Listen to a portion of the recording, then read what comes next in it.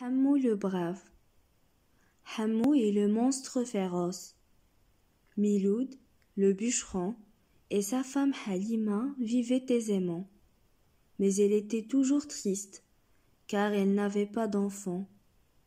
Chaque jour, après la prière, ils imploraient Dieu pour leur donner un petit enfant qui ferait le bonheur de la famille. Dans ses prières, Halima disait souvent: Dieu Tout-Puissant, donnez-moi un garçon qui réjouira mon foyer. Peu importe si en grandissant il deviendra un bandit de grand chemin ou un saint qui ne fait que le bien. Dieu accepta ses prières et exauça son vœu. Il lui donna un garçon qu'elle nomma Hammou.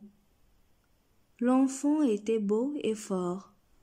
Les parents lui donnèrent une bonne éducation.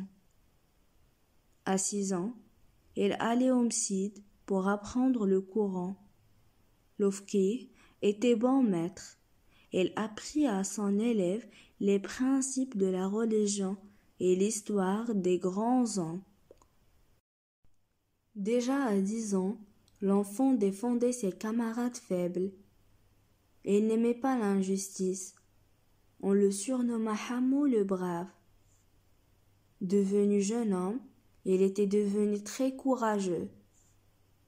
Il participait aux travaux communautaires et à la défense du village quand une autre tribu venait l'attaquer pour voler les récoltes, les animaux ou pour enlever les jeunes filles. Les assaillants étaient toujours punis. Les parents de Hammou le brave étaient fiers de leur enfant.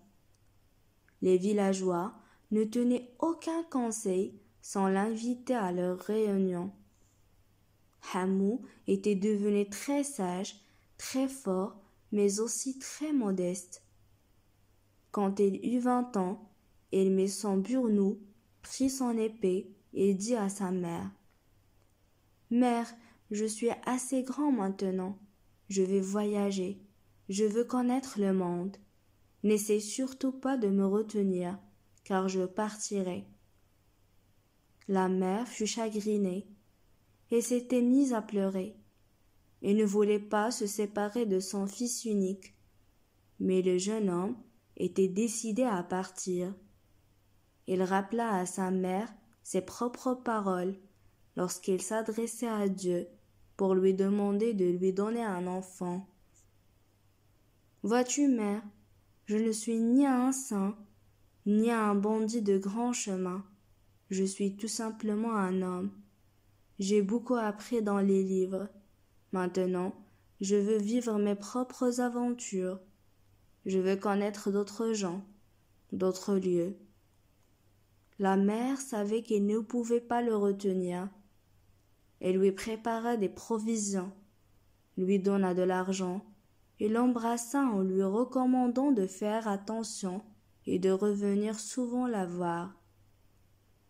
Le jeune homme enfourcha un cheval et s'en alla sous le regard attendri de la mère qui ne cessait de pleurer.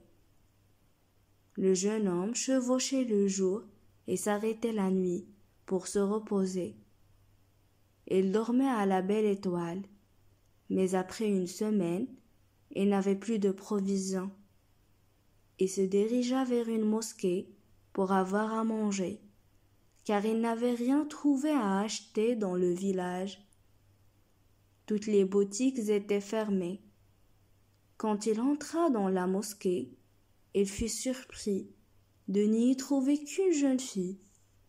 Devant elle, il y avait un grand plat de couscous. Sans prendre la permission, elle commença à manger, car elle avait très faim. Au bout d'un moment, il leva les yeux pour inviter la jeune fille à manger, mais celle-ci était en larmes. Elle sanglotait. Le jeune homme lui demanda des explications. « Jeune homme, lui dit-elle, je pleure parce que vous venez de manger le repas de l'ogre. Il sera fâché et tuera tous les habitants du village. j'ai peur pour vous et pour ma famille. Quant à moi, je sais que je ne peux pas échapper à mon destin. » La jeune fille conseilla à Hammou de se sauver. Le brave n'était pas de ceux qui fuient devant l'ennemi, mais il ne comprenait rien à cette histoire. Il voulait plus d'explications. Alors la jeune fille lui dit: « Je vois que vous êtes étranger. Un monstre menace notre village depuis des années. Chaque mois, on lui offre un plat de couscous et une fille vierge.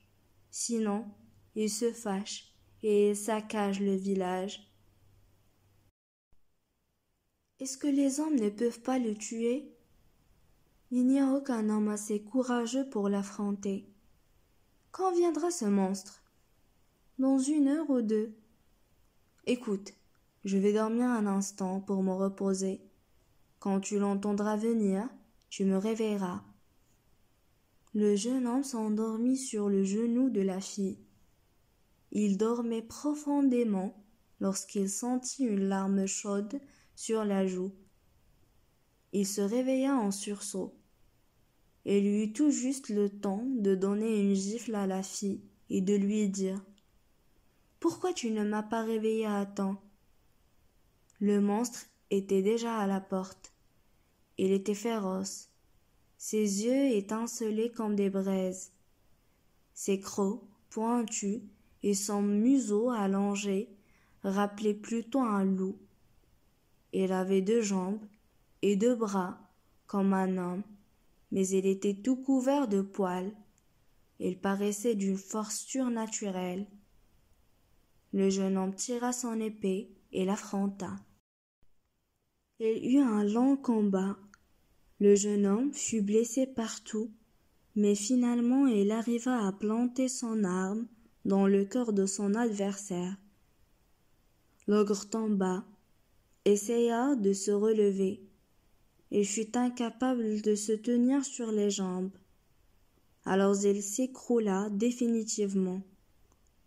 Le jeune homme ne pensa ni à se laver, ni à soigner ses blessures. Il se coucha aussitôt, car il était très fatigué. La jeune fille voulait bien le soigner, mais elle n'avait que son foulard. Elle le noua autour de la plus grande plaie que le héros avait au genou. Le héros la remercia et lui dit qu'elle pouvait aller porter la nouvelle à ses parents. Dehors, les rues étaient désertes.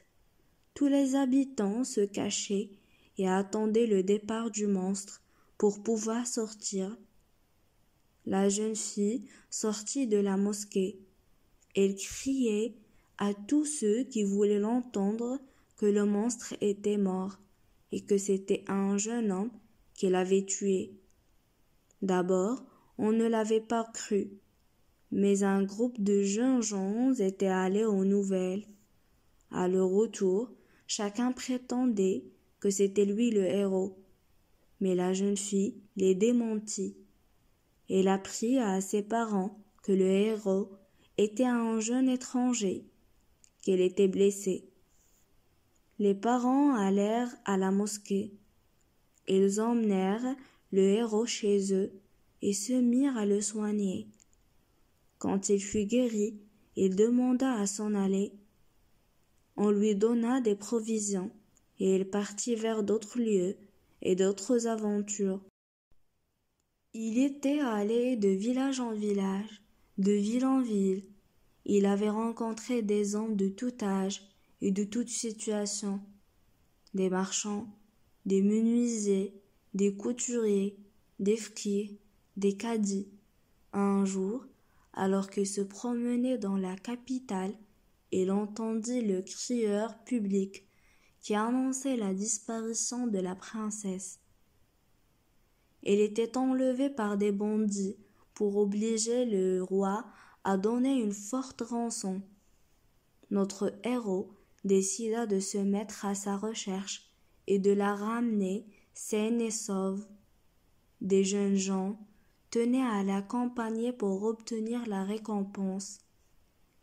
Ils ne pouvaient pas refuser, car il s'agissait de la vie de la princesse, et ils ne savaient pas combien de bandits il allait affronter. Les trois jeunes gens étaient partis à la recherche des bandits et de la princesse. Ils avaient parcouru les montagnes et les vallées. Un jour, alors qu'ils se reposaient près d'un puits sec, ils entendirent des cris et des lamentations. En regardant dans le puits, ils virent des jeunes filles retenues prisonnières. Parmi elles, il y avait la princesse.